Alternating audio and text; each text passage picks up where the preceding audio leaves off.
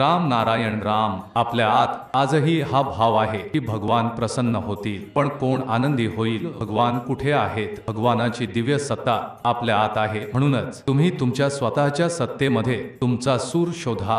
हेच प्रारंभ आहे. यासाठीच पूजा आणि सण साजरे केले जातात. भगवान कुठल्याही वेगळ्या रूपात राहत नाही. डोळे बंद केल्यावर भगवान येऊन बोलतील असे समजणे म्हणजे भगवानाला तुच्छ मानणे होय. आपणच भगवानाची शक्ती बनून भगवानाचे बीज होऊन उपस्थित आहोत. जिथे बीज असते तिथेच वृक्ष आणि फुले फळेही असतात. आपण हेच वृक्ष आणि फुले फळे आहोत. या जीवसृष्टीत आपण भगवानाचे बीज बनून राहतो. येथे विचार करण्यासारखी गोष्ट आहे, आपण भगवानाला प्राप्त करणार आहोत की आपणच भगवान बनणार आहोत.